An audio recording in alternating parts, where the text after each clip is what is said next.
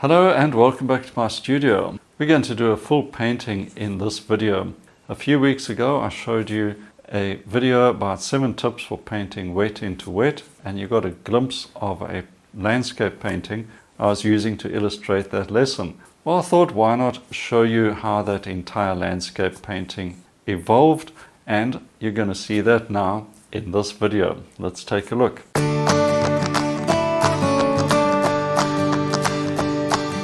Okay, before we hop into the demonstration, this is basically a simplified painting process, what I call a simplified landscape painting. And you can follow this process with any landscape painting you choose to paint. It makes life a lot simpler. A few basic steps of darks to mid values to lights, and there's your painting. So as you go through watching this demonstration, make a note of the different steps that I talk about and try to apply that in your next painting. Let's begin. Here's the beautiful reference giving us lots to play with. So I'm going to use oil colors and my typical palette, nothing unusual here. And starting off with the first step in the process, and that's the dark and shadow patterns, all the dark shapes. I'm doing a very rough drawing, a little bit of ultramarine blue and number 6 brush. I'm painting on a primed card that's about 25 by 30 centimeters, something like a 16 by 9 I think inch panel would do as well. Now with a little burnt sienna in that ultramarine, and yeah, I'm putting a touch of orange as well. You can see the beautiful transparent darks we're getting. So big reminder, don't add any white paint in this early stage, not for your darks and shadows in the first stage of the painting. Getting that shadow pattern in, very, very important to always note the shadow pattern right at the beginning of your painting. If you happen to paint outdoors one day, those shadows are going to change very, very quickly. So make a note of them. Take a photo for a record as well. Shadow side of the mountains. Don't forget that. You want to get that in.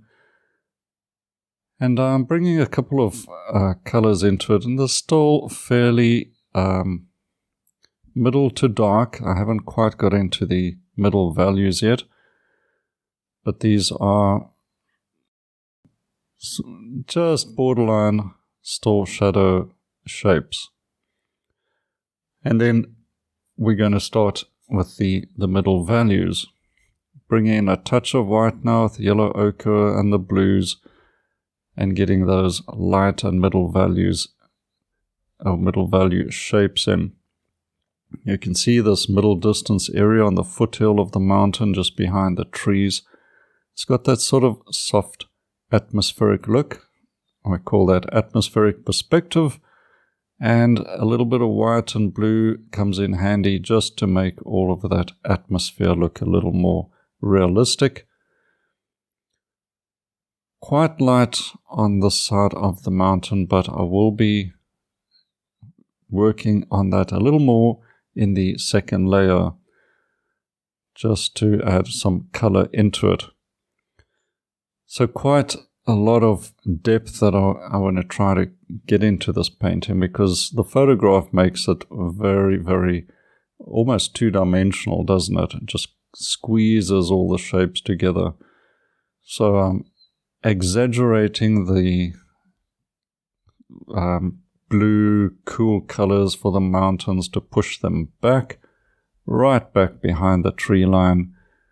And of course the foreground's going to really pop with some warm color, so we get that distance. Right, the lightest light usually is the sky. Almost inevitably the sky must be the lightest light in your landscape painting, because that's the source of the light. It's coming from the sun. And if your sky is not light, you're going to get your values out of whack. Alright. You can see I'm picking up a bit of that dark green inevitable when doing sky holes wet into wet like this, so wipe that brush off immediately. Just keep wiping that brush. Actually, every 3 strokes, just about, I'm wiping the brush. I don't even think about it anymore, but that's how you keep your colors clean. More on that a bit later. So just getting those shapes carved in there, the hill and the trees on the left. Okay, now the foreground. Beautiful light and warm color. Using the deep yellow, yellow ochre and lemon yellow with some white to desaturate it, putting on colors straight from the tube onto the canvas never really works. In nature, almost all colors are desaturated. Could be the sunlight, could be the distance, could be just faded colors, whatever it may be. A little bit of desaturation, either with a touch of white or a complementary color, is going to knock the tube color down to the right saturation. Now I've toned my panel with some burnt sienna, so some of that's even showing through and it doesn't look too bad. Okay, into the tree line. There's quite a lot I want to try to achieve with the tree line, and it's pretty much a bit of free form painting. I am designing the painting because the reference now is simply a guide and the painting takes on a life of its own, and you've got to sort of go with that. So I'm trying to get some space between the different trees, the trees in front that are taller. Some are in shadow and are dark, others are light, but the light is a desaturated green. And then there's more shadows, so some trees show up, others recede, some come forward. We want to create a little bit of variety of shape and interest. Alright, blocking in's done. Clean the palette, start with the heavy lifting in the foreground, getting some juicy color, lots of paint on the brush, impasto strokes. Keep your color notes clean. You pick up color, wipe the brush off, putting in these beautiful strokes. I really enjoy these thick strokes of paint. I haven't used any mediums. This is the tube color desaturated and onto the canvas using a bristle brush, this case a number 6, and it goes on just fine. Most of the paints I'm using here are actually student paints. So note the cool color at the back there, just a bit more white. A little touch of cerulean blue gets the colors desaturated and cool down for the background. Now, as I said, I'm using student colors here, so they can still work and give you good, strong results. These are Maya Mary Classico paints, and they're pretty good straight out the tube. No need to soften them up. That color's just a little too much there. I might just have to knock that back a little as well. But just go with it. Working with the lights into these darks, so lots of cleaning off with the brush to make sure the lights go on nice and clean as well. Desaturating some of these greens, seeing what works, carving in, making shapes, trying to make an interesting tree line. Don't just line the trees up like they are soldiers. You want to get some interesting shapes. Here I'm bringing in a little bit of light just to see if I can make a bit of distance behind the dark trees. Might be a little strong. We'll see how that works out. So give yourself a bit of leeway.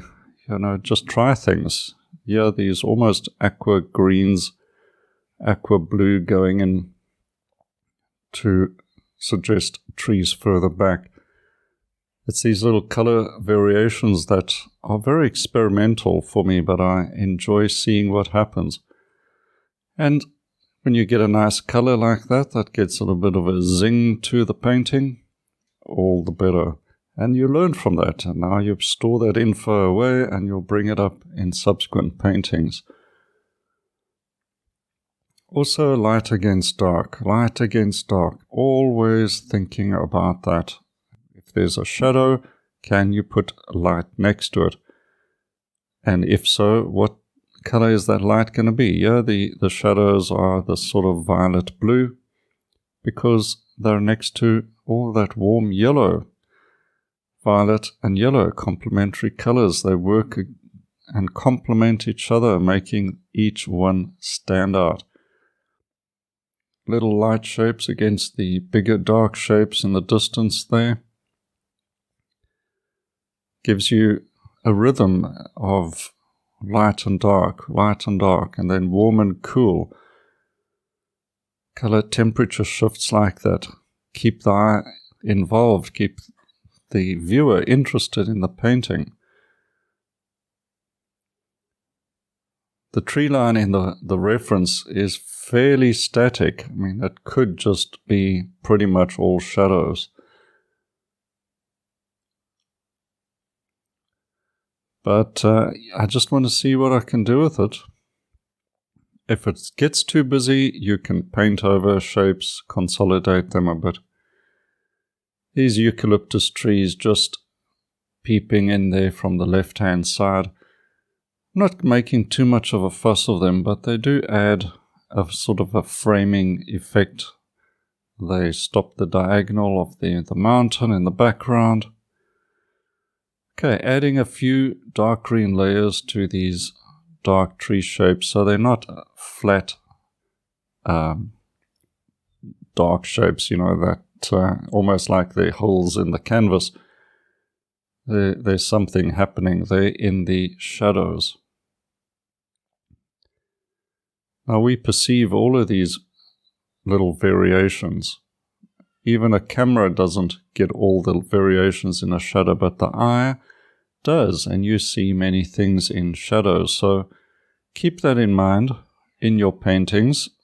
Little variety of shapes and color temperatures shifts in shadows make it for an interesting painting.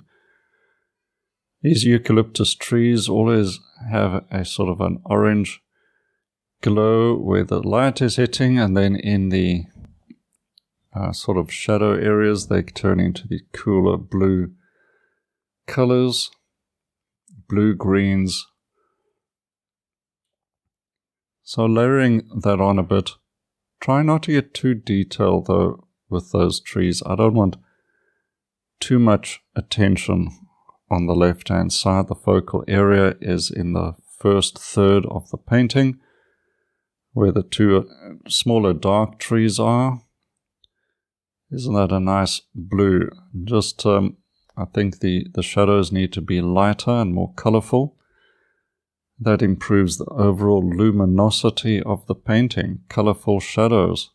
They still read as shadows, they're still darker and cooler than the lights, but they are not lifeless either.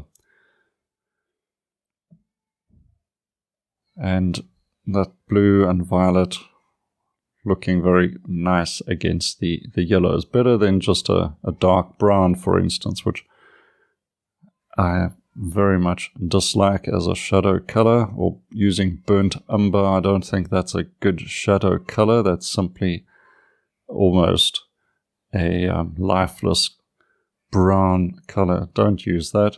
Bring some blues, create colorful, light-filled shadows. So the painting is pretty much getting to a conclusion already. Adding more texture into the foreground. So I think we've got a nice bit of texture in the foreground. The shadows are looking nice and colorful. Just a few things to bring into the painting. I think a suggestion of some tree trunks and branches in the eucalyptus on the left.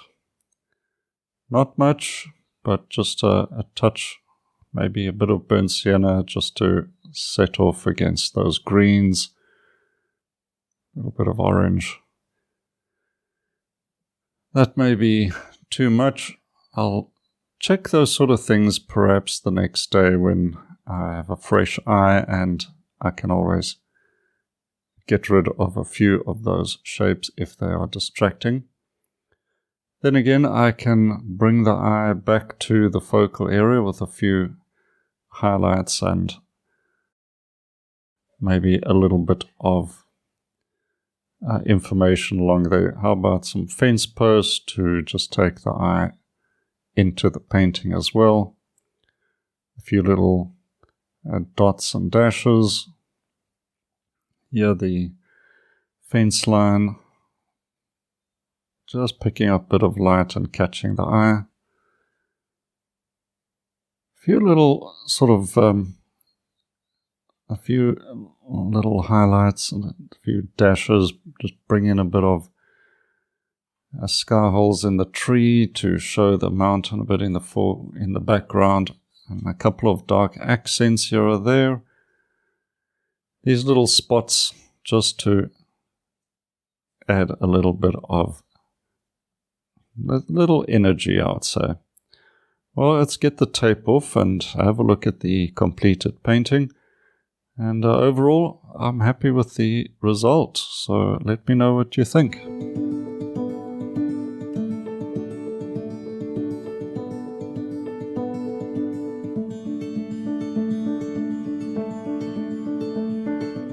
Well, I like the way this little painting turned out, and like I said, a simplified landscape painting process with great results. A nice little study or an impression of the scene. Try it out for yourself. That's the best way to learn. Practice everything you see me doing and you'll find out whether it works for you. Let me know in the comments if you enjoy this demonstration and more little demos like this, and maybe also what you'd like to see in the future. Remember, if you want to join me every month with my painting channel, where I do a live painting and a great little tutorial to go with it, have a look at my painting school for the Artist Live channel. If you just want to hop in and do a quick painting course for free, I've got you covered there as well. You'll find a link for this up here or in the description. Go along, enjoy it, free forever. Don't forget, one last request. Please subscribe to this channel. There's plenty more coming, and I would love it if you would join me for the next video as well. Until next time, happy painting and cheers for now.